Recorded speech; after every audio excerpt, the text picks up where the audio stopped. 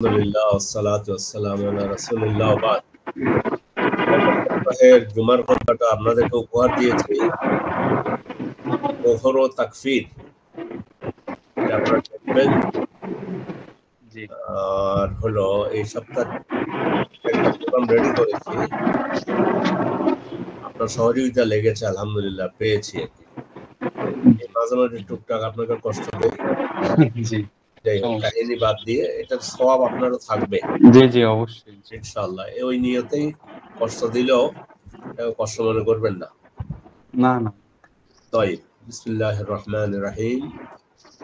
আলহামদুলিল্লাহ ওয়াসসালাতু ওয়াসসালামু আলা রাসূলিল্লাহ ওয়া বাদ। আমরা আমাদের আলোচনায় চলে যাচ্ছি। আলোচনার মধ্যে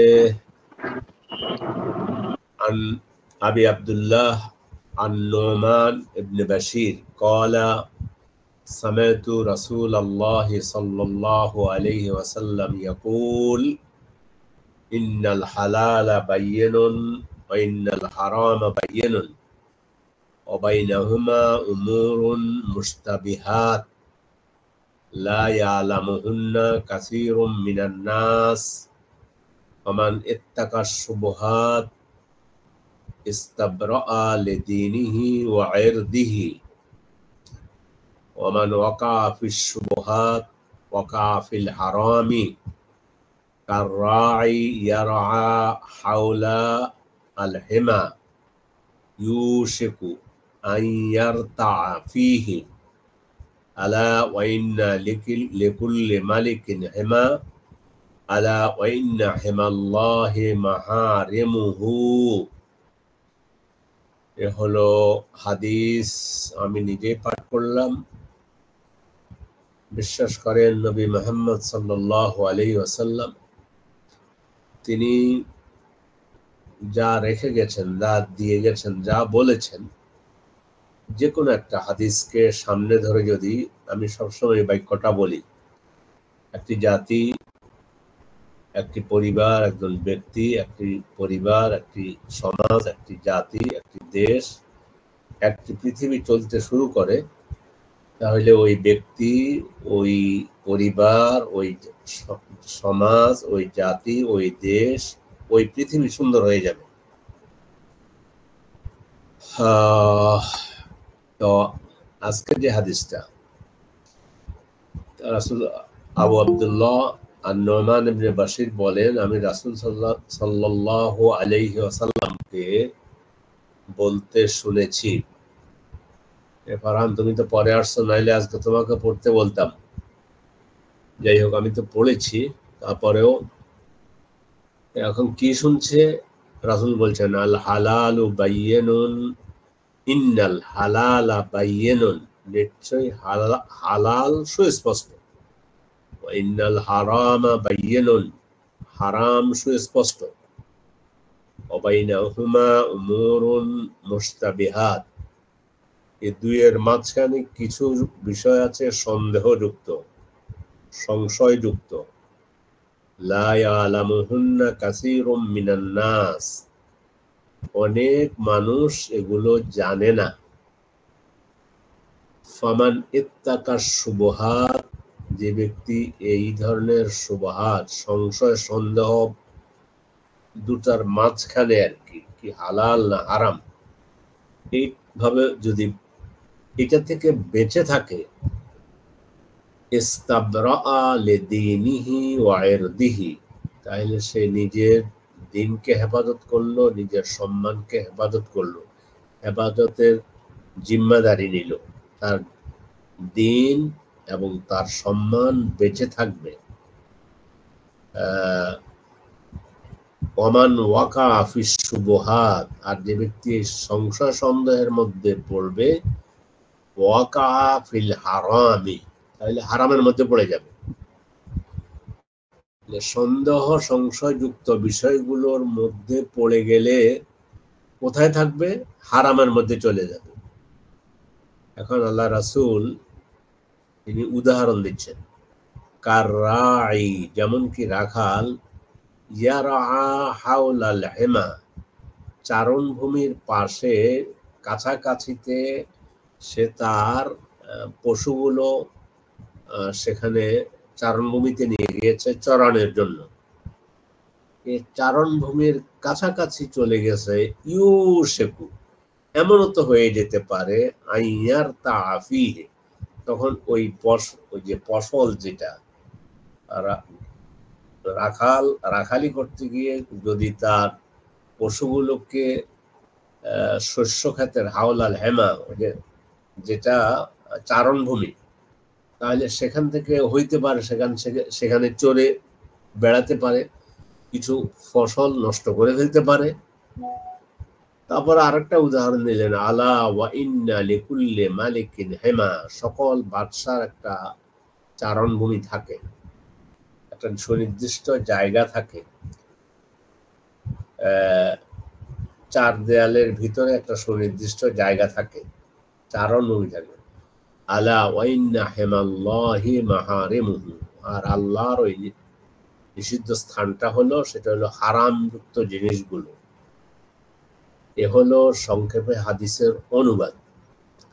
তাহলে আমরা চলে যাই উপরে। আবার একটি হাদিস, যে আল্লাহ তাআলা ইমাম নববীকে, ওনার আল্লাহ কার থেকে কোন খেদমত নেবেন ওটাও আল্লাহ ভালো জানেন, কিন্তু যদি উনি একটা হাদিসে রেখে দিয়ে যেতেন কথার কথা 40টা না আইনে বা 42টা, তাহলেও তো গোটা পৃথিবীর জন্য, শান্তির জন্য এটাই যথেষ্ট। যে হালাল সুস্পষ্ট, চাউল, ভাত, রুটি, আটা, তেল, জব, গম, বাদাম, সবকিছু সুস্পষ্ট হালাল হালাল। আচ্ছা, ইন্নাল হালালা বাইয়িনুন ওয়া ইন্নাল হারামা বাইয়িনুন, আর হারামও সুস্পষ্ট, কোরআন হাদিসের মাধ্যমে যেটা হারাম সুস্পষ্ট বলা হয়ে গিয়েছে। জেনা হারাম, বেপর্দা হারাম, বেপর্দায় চলা হারাম, সুদ হারাম, ঘুষ হারাম, ইত্যাদি ইত্যাদি, স্পষ্ট স্পষ্ট। ওয়াবাইনাহুমা উমুরুন মুশতাবিহাত, এর মধ্যে সংশয় সন্দেহজনিত কিছু বিষয় আছে। লা ইয়ালামুহুন্না কাসীরুম মিনান নাস, অনেক মানুষ এটা জানে না, এ সম্পর্কে অজ্ঞ, মূর্খ। আচ্ছা, 1 মিনিট দেখে একটা বিষয় আমি।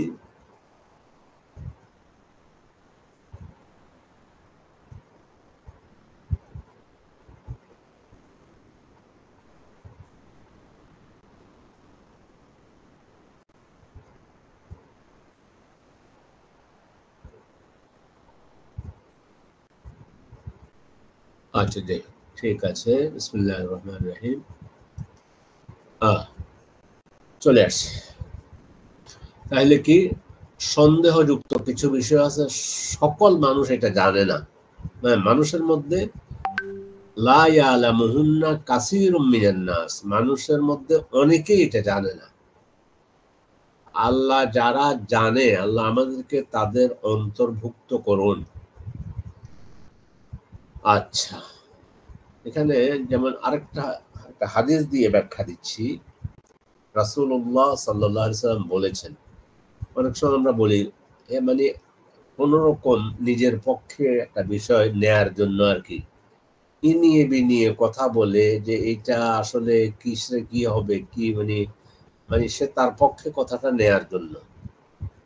তখন রাসূল সাল্লাল্লাহু আলাইহি ওয়াসাল্লাম আরেকটা হাদিসের মধ্যে বলছে, তা মা ইউরিবুকা ইলা মা লা ইউরিবুকা, যেটা তোমাকে সন্দেহের মধ্যে রাখে, ফেলে দেয় যে এটা ঠিক কি ঠিক না, ঠিক কি ঠিক না, তাহলে এটা ছেড়ে দাও।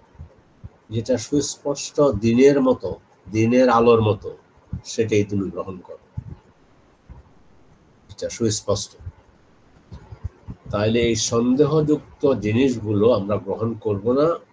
আর বলছে যে অনেকেই জানে না, ওই অনেকের মধ্য থেকে বের করে এনে আল্লাহ রাব্বুল আলামিন আমাদেরকে যারা অল্প যারা জানে তাদের অন্তর্ভুক্ত করুন, এবং মৃত্যু পর্যন্ত আমরা যেন সন্দেহ ভাব, অনেকেই আসলে প্রশ্ন করে ওস্তাদ অথবা যেটাই বলো, যে প্রশ্নকর্তা বলে এই কাজটা ঘুরিয়ে ফিরিয়ে আর কি, আমার সামান্য কিছু টাকা আছে আমি জায়গায় রেখেছি, তারা আমাকে এইভাবে আসলে বিষয়টা ঘুষের সাথে সম্পৃক্ত অথবা সুদ সম্পর্কিত ব্যবসা বাণিজ্য, কিন্তু বুঝে বলতে একটু আদায় করে নিতে চায়, একটু ওখানে এদিক সেদিক করে বলে আর কি, যে এইভাবে হলে এটা জায়েজ হবে কিনা। না, এটা জায়েজ হবে না। আচ্ছা, এই জন্য তাহলে যে কাজ প্রথম যদি নিয়তটা এইভাবে থাকে, সুদ তো সুস্পষ্ট হারাম। এখন সুদ, ঘুষ এগুলো তো সুস্পষ্ট হারাম, সেগুলো করতেই আজকাল মুসলিম উম্মার মধ্যে অনেকেই আছে যে এটা বলে, যে বললেও আসলে এখন তো আজকালকের যুগে সব চলে না। না না না, মুহাম্মদ সাল্লাল্লাহু আলাইহি সাল্লাম এমন কিছু বাকি রেখে যান নাই যা উম্মত এসে সেটা ঠিক করতে হবে, যা উম্মত এসে ঠিক করতে হবে এমন কোনো কিছু রাসূল সাল্লাল্লাহু আলাইহি সাল্লাম তিনি বাদ রেখে যাননি। তো আসলে যদি আমাদের ঈমান থাকার মতো ঈমান থাকতো, ঈমানের মতো ঈমান আল্লাহ আমাদেরকে দিতেন, আল্লাহ আমাদেরকে ওই ঈমান দান করুন, আমরা যেন সুস্পষ্ট দিনের উপরে চলতে পারি, সেই তৌফিক আপনি আমাদেরকে দান করুন। হ্যাঁ, মুমিন হচ্ছে এইটা সুদি কারবার, আমার সাথে সুদি কারবারের কোনো সম্পর্ক নেই, আমি এর সাথে থাকবো না। কি আমি দুনিয়ার মানুষ আমাকে সম্মান দিক আর না দিক, রবের কাছে সম্মানীয় হতে চাই। এখন সুদি চাকরি আছে আর সামনে আমার সবজি ব্যবসা আছে, কথার কথা সবজির ব্যবসা করার একটা সুযোগ আছে, আরো ভালো ব্যবসা হইতে পারে, বাদাম বিক্রি হইতে পারে,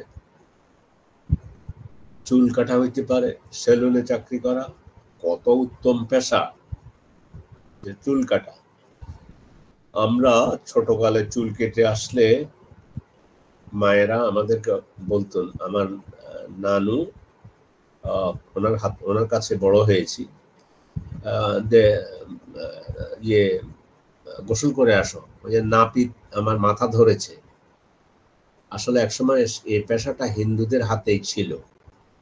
হিন্দুদের মধ্যে আবার যারা শূদ্র, এই শূদ্র এই মুচি, সেলুনের কাজ এগুলো তারা করতো, বিধায় বিষয়টা এমন হয়ে গিয়েছে যে আমরা চুল কেটে এসে বলবো তো যে গোসল করে আয়।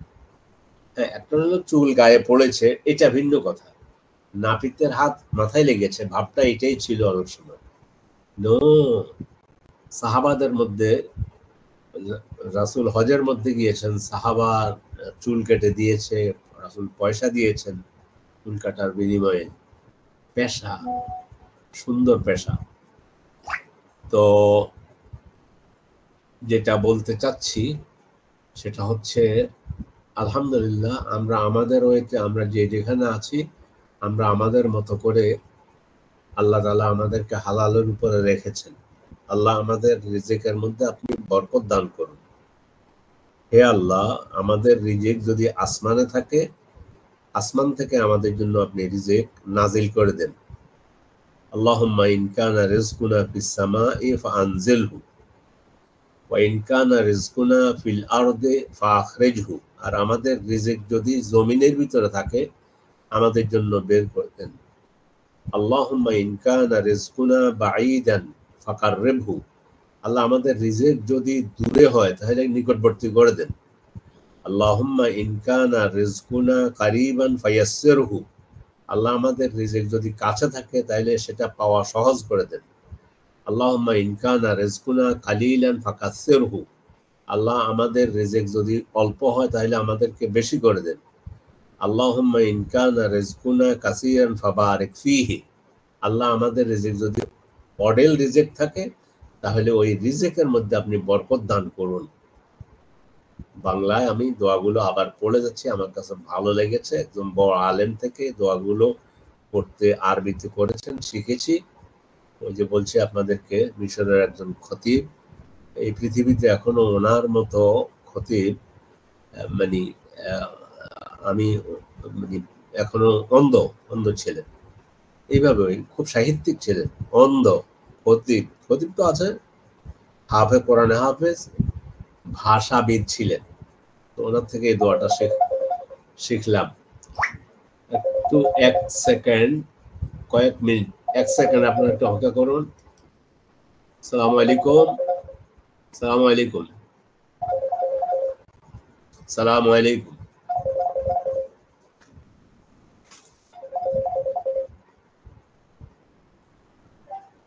আসসালামু আলাইকুম।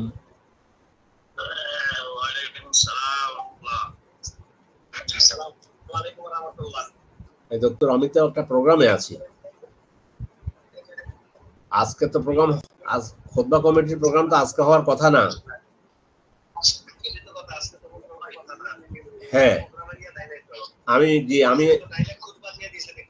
না না, যাই হোক, আসসালাম, আমি একটা প্রোগ্রামে আছি। আসসালামু আলাইকুম, আসসালামু আলাইকুম।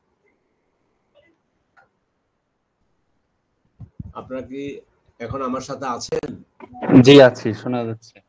আমি এই কথাগুলো শুনেছি। সামির সাহেব তো একটু আরবি চর্চা করেন, আমার কাছে দোয়াগুলো ভালো লেগেছে। রিজিকের জন্য কথা বলতে গিয়ে বলতেছিলাম, আল্লাহুম্মা ইন কানা রিজকুনা ফিস সামা'i ফাআনজিলহু। আল্লাহুম্মা আল্লাহ, আমাদের রিজিক যদি আসমানে থাকে আপনি নাজিল করেন, যেমন বৃষ্টি বর্ষণ করেন, রহমতের বৃষ্টি। আল্লাহুম্মা ইন কানা রিজকুনা ফিল আরদি ফাআখরিজহু। আল্লাহ, আমাদের রিজিক যদি জমিনের ভিতরে থাকে বের করে দেন, যেমন বিভিন্ন রিজিক, বিভিন্ন খনিজ সম্পদ ইত্যাদি। আল্লাহুম্মা ইন কানা রিজকুনা বাঈদান ফাকাররিবহু। আল্লাহুম্মা, হে আল্লাহ,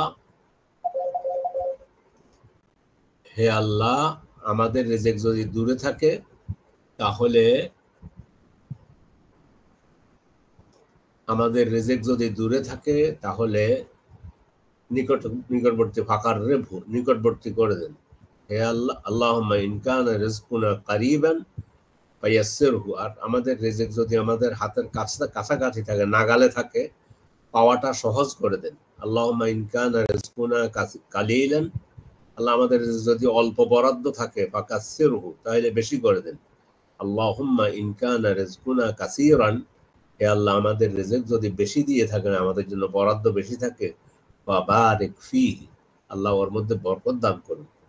এটা অতিরিক্ত আপনাদেরকে আমি আজকে হাদিয়া দিলাম। মানে আমি আমার আলোচনার মধ্যে কোনো ভালো কথা শুনলে, জানলে, আমাকে যারা ভালোবাসে আমি তাদেরকে দিয়ে দেওয়াটা বেশি পছন্দ করি। এটা আল্লাহ তাআলা এই অভ্যাসের উপরে আমি যেন মৃত্যুবরণ করতে পারি, আমার জন্য দোয়া করবেন। তো কথা বলছিলাম, ওই যে যদি আমার রেজেকের জন্য প্রয়োজনে সেলুনের একটা কথার কথা, আলহামদুলিল্লাহ আমরা যারা আছি, আল্লাহ আমাদেরকে একটা পর্যায়ে একটা পজিশনে রেখেছেন।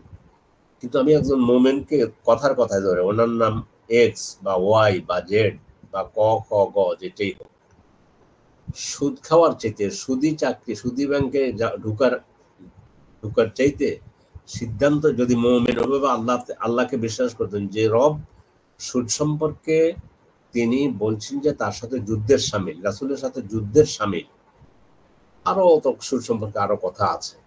কিন্তু এগুলো এখন আমাদের গা সওয়া হয়ে গিয়েছে, আমাদের গা সওয়া হয়ে গিয়েছে। আল্লাহ, আপনি আমাদেরকে হেফাজত করুন।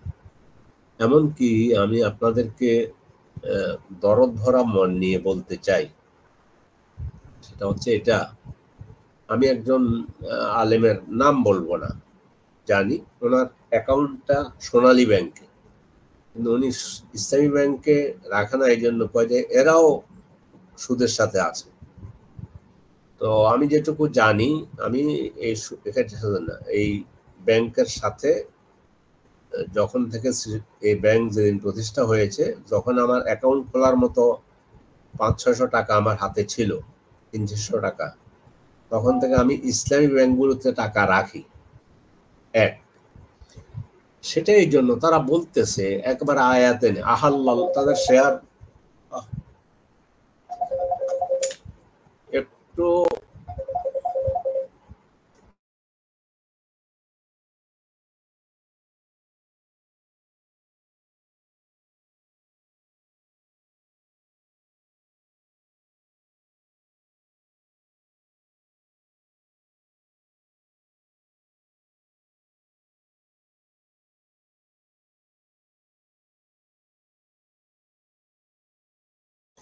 জি, ওই খুতবা কমিটি থেকে ফোন দিয়েছিল বসার জন্য খুতবা নিয়ে। আমি বলছি যে না, আমার প্রোগ্রাম আছে, আগামীকালকে নিয়ে যাওয়া হয়েছে ইনশাল্লাহ। ঠিক আছে, আপনাদেরকে বিরক্ত করলাম। তাহলে কি কোন জায়গা পর্যন্ত এসেছি? কথা বলার জন্য ওই যে যদি ইসলামী ব্যাংকে টাকা রাখতে 600 টাকা। হ্যাঁ, 500 টাকাও যখন আমার হাতে ছিল রাখার মতো, তখন থেকে আজ পর্যন্ত ওটাই আছে। যে কোনো ইসলামী ব্যাংক, ইসলামী ব্যাংক, আল আরাফা ব্যাংক, ওগুলো ব্যাংক দেখে কয়েকটা ব্যাংক হয়েছে সত্যিকার অর্থে ইসলামী ব্যাংক হিসাবে। যাই হোক, আমি বলতেছি যেটা, সেটা এইটা এদের স্পেশাল, মানে ব্যাংকের ঢুকতেই আপনি এদের ইয়েটাই হলো, শেয়ারটা হলো যে আহাল্লাহুল বাইয়া ওয়া হাররামা রিবা। কেননা এরা, আমি যাত্রাটা জানি, বাংলাদেশের কিছু ইসলামকে ভালোবাসে অর্থনীতিবিদ, তারা তাদেরকে ইয়েরা আপনার কমিউনিস্টরা বলতো, আচ্ছা ঠিক আছে তোমরা সব পারবা, বলো তো এই পৃথিবীতে ব্যাংকিং সিস্টেম কি করবা? তখন তো আটকা পড়ে গিয়েছে, আটকা পড়ে যায়নি, চিন্তা শুরু করেছে, করতে করতে যাই হোক, যে কোনোভাবেই হোক আল্লাহ তাআলা তাদের মাথায় চিন্তা এনেছে যে ইসলামও ব্যাংক চালাইতে পারে, শুরু করেছে। এখন যে মানে এই যেমন ইসলামী ব্যাংক বাংলাদেশ যেটা প্রথম শুরু হলো, এই ব্যাংকের শরিয়া বোর্ডে এখন ডক্টর সাইফুল্লাহ ভাইও আছে, ডক্টর মঞ্জুর ইলাই আছে, ডক্টর আব্দুল সামাদ আছে। শরিয়া বোর্ডের মধ্যে আবার একসময় একটু ধানাই বানাই ছিল, এতটুকু কতটুকু সেটা একটু বলে দিই। সেটা ছিল ওই যে দেবে বাড়ি করে, ইট সিমেন্ট দেবে আর কি, তো নেবে পরে টাকা। এখন ইট সিমেন্ট দিয়েছে 10-20 লক্ষ টাকা দিচ্ছে, নিশ্চয়ই সে বেশি নেবে। ইট সিমেন্টের দর এখন দিচ্ছে যেটা, পরে নেওয়ার সময় দিচ্ছে ইট সিমেন্ট কিনে। এক সময় এটা হইতো না, ওই এমনি বিল্ডিং করবেন তো কত টাকা ইট কিনছেন, কত টাকা সিমেন্ট কিনেছেন, এত এত উদয়। পরে দেখা গেছে যে না, সে এটা নিয়ে অন্য কাজে লাগাইছে। তখন ইসলামী শরিয়া বোর্ড থেকে এই ব্যাপারে তদন্ত করে বলছে সেখানে গিয়ে অফিসার দেখবে, ইট কিনে দিবে। এইভাবে আমি একটু ধারণা দিলাম। এই ব্যাংকের সাথে আমার অ্যাকাউন্ট ছাড়া আর অন্য কোনো সম্পর্ক নেই। আর যেহেতু অন্য রাষ্ট্রের সাথে, অন্য পক্ষের সাথে, বাংলাদেশ ব্যাংকের সাথে, ব্যাংকে তো আর এই ব্যাংক এরা ইসলামী করতে পারে না, ইসলামাইজ করতে পারেনি। ওদের সাথে ইয়ে করতে করতে রিলেশন, অর্থাৎ সেখানে গিয়ে একটা টাকা এমন হইতো যে এদেরকে মানে বাংলাদেশ ব্যাংক এদেরকে লাভ দিত, সুদ দিত। তখন তারা এটার নাম দিয়েছে ডাউটফুল মানি। এই নাম দিয়ে এটাকে আলাদা করে ওই যে সমাজ সেবার জন্য, যেমন কাকরাইলে ইসলামী ব্যাংক হাসপাতাল যেটা, এটার ওই খরচের জন্য ওই যেমন ওখান থেকে একটা টাকা যাইতো, গরিব দুঃখীদের জন্য যাইতো, অন্যান্যদের জন্য যাইতো। আমি এটাই জন্য বলছি, আমার বলার কারণে এইটা না যে আপনি ওখানে অ্যাকাউন্ট খোলেন। আমি হলাম যে ঠিক আছে এখানে 5% সুদ আর 95% ভালো। আমি কিভাবে ভালো মানুষ হয়ে সোনালী ব্যাংক যেটা 100-তে 100, একও নয় 1% না, 100-তে 100 সুদ, সে পায়খানার মধ্য থেকে আমি বলতেছি ছি ছি ছি, ইসলামী ব্যাংক টাকা রেখো না, ওখানেও সুদের কারবার হয়। বুঝাই দিলাম একটুখানি। মোদ্দা কথা, আমার কথা হচ্ছে এখন তো এখানে বলছে দুটা হার স্পষ্ট, কিন্তু কিছু লোক আছে মাঝখানে একটা সন্দেহ সংশয়জনিত বিষয়। এই সন্দেহ সংশয়ের কারণে যে যে এটার মধ্যেও পড়বে সেও হারামের মধ্যে পড়ে যাবে। তো সুদ তো হারাম। এই জন্য বলছিলাম কি, মানে এই কথাগুলো আপনাদেরকে দেয়া অত প্রয়োজন নেই, কিন্তু কোনো বন্ধুকে বলতে পারেন ভাই রে, প্রয়োজনে ভাবিকে নিয়ে চলার জন্য এই যে রাস্তায় গিয়ে সবজি বিক্রি করো, লাউ শাক বিক্রি করো। আল্লাহ আমাদেরকে এভাবে পরীক্ষায় না ফেলেন। লাউ শাক ওনাকে বিক্রি করতে হবে না, একটা ওনার ইয়ে যখন আছে, যোগ্যতা যখন আছে, যে কোনো জায়গায় লেগে যাবে। কিন্তু এখন আগে হলো দোয়া করে, আল্লাহ আমাকে, আমার ছেলেটাকে সোনালী ব্যাংকের চাকরিটা আল্লাহ আপনি দান করেন, আল্লাহ আমার সন্তানকে নাপাক দান করেন, যেটাকে সুদ বলা হয়েছে। শুধু সুদ না, সুদি কারবার যেটা করা হচ্ছে, এটার জন্য আমরা আল্লাহর কাছে দোয়া করি যে আল্লাহ আমার চাকরি দেন। মুসলমান কোথায় চলে গেছে? আমরা আমাদের রব থেকে অনেক দূরে সরে চলে গিয়েছি। এই জন্য আমাদের সমাজে বরকত নাই, দেশে বরকত নাই, সবকিছু মিলিয়ে। তো যাই হোক, আমরা আমাদের কথা বলতেছি। আমরা হইলাম ঠিক আছে, হারামের সাথে তো আলহামদুলিল্লাহ আমাদের সম্পর্ক নেই, ইনশাআল্লাহ এভাবে থাকবে না মৃত্যু পর্যন্ত। আমরা আমাদের পরবর্তী জেনারেশন সুদ আমি নাই, আমি ডাব বিক্রি করব, আমি ড্রাগন ফল বিক্রি করব, আপেল বিক্রি করব, এই যা পানি বিক্রি করব, তারপর সুদের সাথে আমার সম্পর্ক নেই। রব আমার ওই, যদি রবের চিন্তা এটা করি, মান তারাকা লিল্লাহি শাইআন আওয়াদাহু খায়রাম মিনহু, যে এইভাবে আল্লাহর জন্য কিছু ছেড়ে দিবে, আল্লাহ তাকে ওর চাইতে অনেক উত্তম কিছু দান করবে, আমরা জানি না।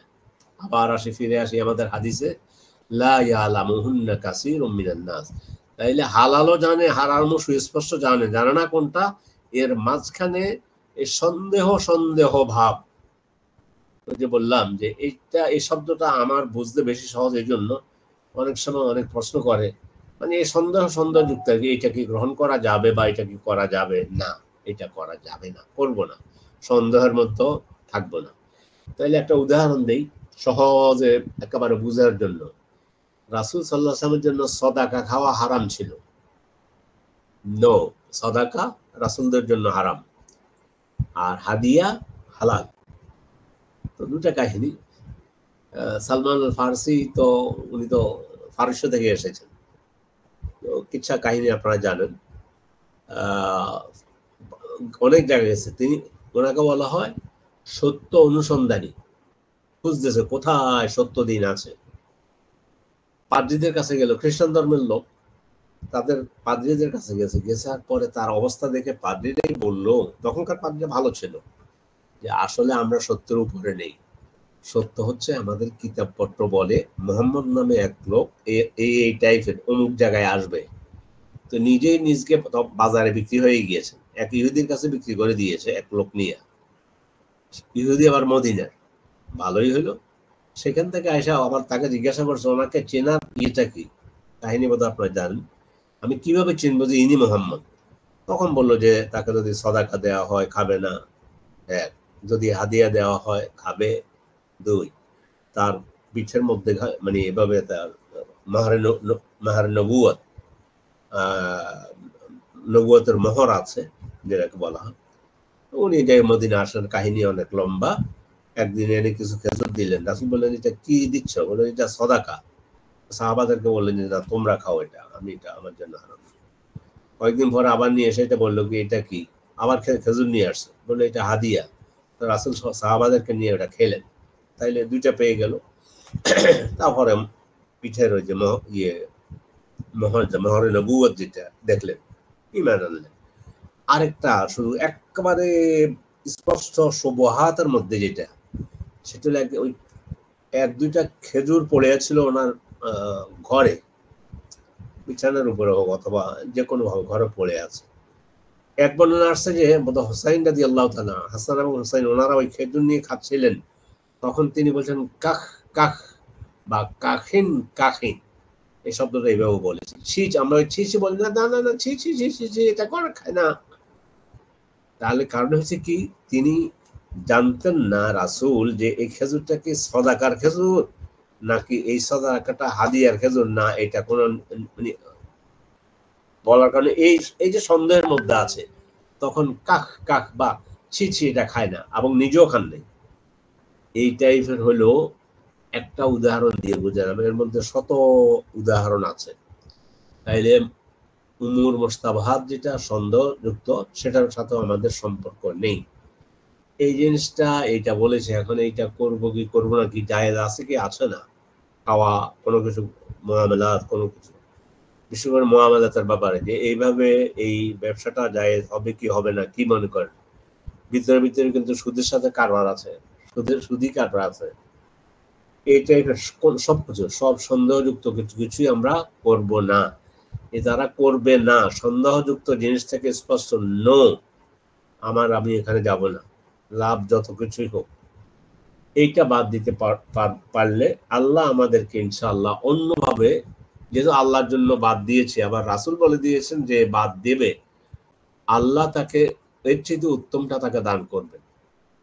তাইলে ফামান ইত্তাকা শুবহাত ফাকাদ ইস্তাবরাআ লিদীনিহি ওয়া ইরদিহি, তাহলে তার দিনকে সে সুরক্ষা করলো আর সম্মানকে সুরক্ষা করলো। জিম্মাদারি, নিজের জিম্মাদারিটা সে মানে বাড়ি হয়ে গেল, মানে তার জিম্মাদারিতে এখন আর সে দিনটা তার দিনটাকে সে সংরক্ষণ করলো, সম্মানটাকে সংরক্ষণ করলো। সম্মান সংরক্ষণ এগুলো গায়ের জোর দিয়ে হয় না। সম্মান আল্লাহ দিলে, এবং এই পৃথিবীতে যত লোক আল্লাহ পৃথিবীতে পাঠিয়েছেন মানব জাতির মধ্যে, আদম থেকে আজ পর্যন্ত, আজ থেকে কিয়ামত পর্যন্ত সবচেয়ে বড় সম্মানীয় ব্যক্তি ছিলেন মুহাম্মদ সাল্লাল্লাহু আলাইহি সাল্লাম। কিন্তু আম্মা জান আয়েশা থেকে হাদিস বর্ণিত আছে যে এমনও গিয়েছে যে কয় চাঁদ, 2 চাঁদনি বলেছে, মনে আছে কিনা আপনাদের? ওনাদের ঘরে আগুন জ্বলেনি। কিসের উপর ছিলেন? শুধু খেজুর আর পানি। এটা কি আমরা কি আসলে কল্পনা করতে পারবো? পারবো না। তো আল্লাহ রাসূল সাল্লাল্লাহু আলাইহি ওয়াসাল্লাম যাকে আল্লাহ, কিন্তু ওনাকে বলছেন ওয়ারাফানা লাকা যিকরাক, এটা মুজিজা রাসূলের, আপনার জিকিরকে, আপনার সম্মানকে সমুন্নত করব। সূরা আল নাসর মধ্যে এই হিসাবটা আরেকদিন করেছি, আপনাদেরকে বলেছিলাম। গোটা পৃথিবীর আজকের যত টেকনোলজি আছে, সকল টেকনোলজি, সকল ইঞ্জিনিয়ার, সকল ডাক্তার, সকল সাংবাদিক, সকল এই যত কিছু আছে, যত মাধ্যম পৃথিবীতে আছে একজন মানুষকে সমুন্নত করার জন্য। তারপরে আপনার কথার কথা সে পেয়েছে 2 বার, নোবেল বিজয়ী 2 বার হইল সে নোবেল বিজয়ী। কিন্তু পৃথিবীতে দ্বিতীয় কোনো ব্যক্তিকে এই সম্মানের আসলে নেয়ার কোনো সুযোগ নাই। কেমনে? মুহাম্মদ সাল্লাল্লাহু আলাইহি ওয়াসাল্লামকে আল্লাহ বলছে না, আমি আপনার সম্মানকে সমুন্নত করব, আপনার জিকিরকে, আপনার স্মরণকে সমুন্নত করব, আপনাকে মানুষ স্মরণ করবে। আজকের হিসাব করুন, আজকে পৃথিবীতে কয়টা মসজিদ আছে? যত মসজিদ আছে তত মসজিদে 5 বার করে আজানের সময় আশহাদু আন্না মুহাম্মাদান রাসূলুল্লাহ বলা হয়েছে। এভাবে আপনি হিসাব করেন। একামতের সময় এভাবে আপনি হিসাব করেন, মানে করতে থাকেন আপনি হিসাব। তাশাহুদের সময়, মানে এইটা গোটা পৃথিবীতে আজকে যতজন নামাজ পড়েছে, তো এটা কি আর পৃথিবীতে অন্য দ্বিতীয় কোনো ব্যক্তির জন্য আর এই জায়গাটা আছে নাকি? নেই। কিন্তু দিন গিয়েছে নবী 2 মাস এক নাগাড়ে ওনার চুলায় আগুন জ্বলেনি, রান্নার কিছু ছিল না। আল্লাহ আমাদের নবীকে এভাবে সমুন্নত করেছেন ওনার দিকে। আবার এই ছোট্ট খেজুর পড়েছিল, 2 বর্ণনা আছে। একটা নিজেই দেখেন যে এটা খেজুর পড়ে আছে, এই যে সন্দেহ, এটা কি এমনও তো হইতে পারে সদাকার খেজুর ওনার ঘরে যে কোনো ভাবে চলে আসছে, এটা খান নাই, বর্জন করেছে। এইভাবে যদি নবীর অবস্থা হয়, আমরা দোয়া করি আল্লাহ আমাদের রেজেকে, আবার ওই দোয়াটা যে আল্লাহ আমাদের রেজেকে আপনি বরকত দান করেন, আমাদেরকে বেশি রেজেক দেন, চাইতে অসুবিধা নেই। চেষ্টা করেন হালাল ওয়েতে, ভীষণ চেষ্টা করেন। আলহামদুলিল্লাহ, কোটি টাকার মালিক আলহামদুলিল্লাহ। কিন্তু হারাম পয়সা দিয়ে, যাদের কথা বলছিলাম আজ, এটা তো গেল নবীর কথা। হারাম পয়সা, বিশেষ করে কত দুর্গন্ধ, কত পচা আমাদের এই সমাজটা, যেটা আমাদের এই যে বিচার বিভাগের কথা বলি, আপনি বিশ্বাস করেন অমুসলিমদের মধ্যেও অনেক সময় বিচার বিভাগটা স্বচ্ছ থাকে। বিচারকরা তাদেরকে প্রধান বিচারপতি, আমাদের বিচারপতি যে মানিক সাহেব কলা পাতায় গিয়ে শুয়েছিল সিলেট সীমান্তে, কিন্তু এর আগে সে তখনকার সরকারের দ্বিতীয় ব্যক্তির মতো বাধ্য নিজকে, কোনো কথা মানে কুকুরের মতো ব্যবহার, নিচে পড়ে গেছে, সম্মান হারিয়ে ফেলেছে। ফাকাত ইস্তাবরাআ লিদীনিহি ওয়া ইরদিহি, সম্মান বাঁচাতে পারে নাই। এটা বললাম যে মানে বাহুবল দেখানো। এই যে সালমান এফ রহমান ভদ্রলোক শেয়ার বাজার খালি করে দিয়ে 46 লক্ষ লোকের শেয়ার বাজারের টাকা তার পকেটে নিয়েছে, হাজার হাজার কোটি টাকা নিয়েছে। দুঃখ লাগে যে আমার মতো তো এই ভদ্রলোকের মুখে দাঁড়িগুলো রেখেছে, আমারই তো মতো একজন ভাই, কিন্তু এই হাজার হাজার কোটি টাকা আত্মসাৎ করে, এটাকে আত্মসাৎ বলবে, চুরি বলা যাবে না, আত্মসাৎ আর চুরির মধ্যে পার্থক্য আছে, বোধহয় একদিন বলেছি, যে সেদিকে যাচ্ছি না। তো এখন সম্মান বলতে কিছু নেই। আর আমরা আজ হয়তো সামির সাহেব যা খেয়েছেন, ডাল ভাত সহ একটু মাস্টার্স যা যেরকম ছিল, আলহামদুলিল্লাহ ভালো, ইঞ্জিনিয়ার মানুষ, খারাপই কার নাই। আমিও হয়তো আছি, খারাপ না, অত ভালো উনি খুব যে একবারে খারাপ খেয়েছে এমন না। ফারহানদের বাসায় আজকে কি রান্না করছে বলতে পারেন না। কি খেয়েছো ফারহান আজকে? এখনো খাই নাই, কিছুক্ষণ পরে খাবো। আরে দুপুরে খাইছো তো? দুপুরে কি খাইছো? বেগুন। হ্যাঁ হ্যাঁ, বেগুনের তরকারি।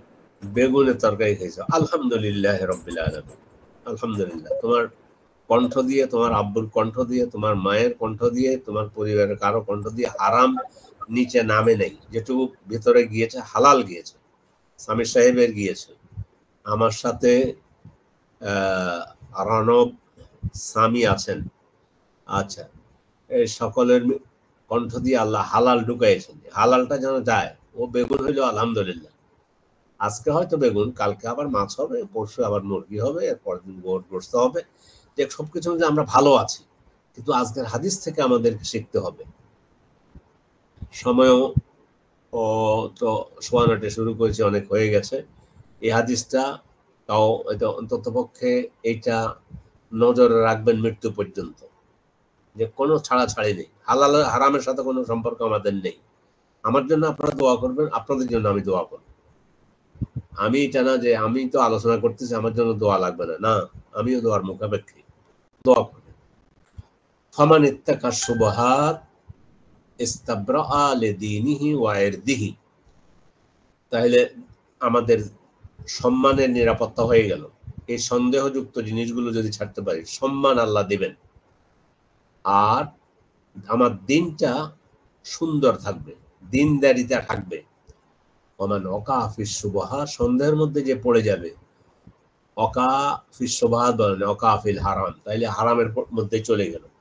তারপরে বললো যে একটা উদাহরণও দিল, সকল বাদশার একটা চারণভূমি থাকে, একটা নির্দিষ্ট কোনো রাখাল যদি সেখানে তার রাখালি করতে গিয়ে তার পশুগুলোকে ওই চারণভূমির কাছাকাছিতে নিয়ে গেল, হইতে পারে একটা পশু মুখ ঢুকাই দিয়ে চারণভূমি থেকে কিছু খেয়ে ফেললো, এইটুকু যেন না হয়। এইভাবে হইতে পারে একটা বকরি একটা ফসল, একটা গোছা নষ্ট করে দিতে পারে, একটা ছড়া নষ্ট করে দিতে পারে, এক শেষ ধান খেয়ে ফেলতে পারে। তো এটা দিল। তো এরপরে বলছে আলা ওয়াইন্না লিকুল্লি মালিকিন হেমা, সকল বাদশার একটা চারণভূমি থাকে। আল্লাহ চারণভূমিটা আল্লাহ নিষেধ করে যেটা রাখছে, এটা হইলো মাহারে মুহু, যতটুকু আল্লাহ হারাম করেছেন সেইটুকু থেকে বেঁচে থাকা। আমাদের আলহামদুলিল্লাহ রাব্বিল আলামিন, যেভাবেই চলছি আরো যেন সতর্ক হতে পারি, হারাম বর্জন করতে পারি। আল্লাহ তাআলার কাছে আমরা তৌফিক কামনা করি। এটা আল হাদিস সাদিস, ষষ্ঠ হাদিস ছিল। আমার মনে হয় আল্লাহর রহমত, আমি আপনারা যে আজকে আমার সাথে তো 4-5 জন আছেন, আমি আলহামদুলিল্লাহ আমার এবং গুরুত্বপূর্ণ একটা প্রোগ্রামের জন্য আমার জন্য প্রোগ্রামটা আগামীকালকে নিয়ে যাওয়া হয়েছে। তারপরে আমি এই প্রোগ্রামটাকে ভাবলাম যে আপনাদের সাথে আমারও একটুখানি এই আল আরবাউন আন-নবওয়িয়া, ইমাম নববী 40টা হাদিস পড়া হলো, একটু ব্যাখ্যা হলো, জীবনটা রাস্তা জান্নাতের পথটা ইনশাআল্লাহ আমাদের সুগম হয়ে যাবে। আমরা যা শিখবো মানার চেষ্টা করব। আল্লাহর কাছে তৌফিক কামনা করি। এ বলেই আজকের আলোচনা শেষ করলাম। কারো প্রশ্ন আছে কিনা? হ্যাঁ, আমার কিছু প্রশ্ন আছে, সময় পারবেন? আরিফের তো প্রশ্ন না, প্রশ্ন হলো 2টা দিলাম তোমাকে, প্রত্যেক দিন তুমি 2টা প্রশ্ন করতে পারবা সর্বোচ্চ। আচ্ছা প্রশ্নটা হলো স্যার, মানে মানে আমরা মানে মানে একজন মানুষের আয় ইনকাম হালাল না হালাল আমি জানি না, তার বাসায় আমি খেতে পারবো কিনা, অথবা হালাল হালাল মিক্সড এরকম কোন মানুষের বাসায় খেতে পারবো কিনা, বা সম্পূর্ণ অর্থ হারাম এমন মানুষের খেতে পারবো কিনা? পারবা, খেতে পারবা। এটা তোমার দায়িত্ব না খুঁজে খুঁজে বের কর যে এই লোকমা হালাল এই লোকমা হারাম। একজন লোক ব্যাংকে চাকরি করে, কথার কথা, তো সুদি কারবার করে, তাকে বোঝাবার চেষ্টা করবা, অথবা যে কোনো ভাবে ভাবলা মানে তোমার এইটা দরকার নেই, তোমার সামনে যেটা এসেছে মেহমান হিসাবে যেটা দিয়েছে তুমি এটাকে হালাল ধরে খাবা। রাসূল সাল্লাল্লাহু আলাইহি ওয়াসাল্লাম তার জন্য সদাকা খাওয়া হারাম ছিল, হাদিয়া তো হালাল, কিন্তু কোন সাহাবীকে সদাকা দেয়া হলে ওই সাহাবী রান্না করে রাসূলকে দাওয়াত দিতেন, তিনি সে দাওয়াতে গিয়ে খেতেন। তাহলে কি বোঝা গেল, রাসূলকে সদাকা রাসূলের জন্য হারাম, কিন্তু সাহাবীর বাসায় গিয়ে খাওয়াটা সেটা উনি মেহমান হিসাবে গিয়েছেন, মেহমান হিসাবে খাচ্ছেন, উনি তো ওইটা ওনার জন্য ইয়ে নেই, নাজায়েজের কোনো কিছু নেই। চমৎকার প্রশ্ন। দ্বিতীয় প্রশ্ন বলো, কি বলো দ্বিতীয় প্রশ্ন?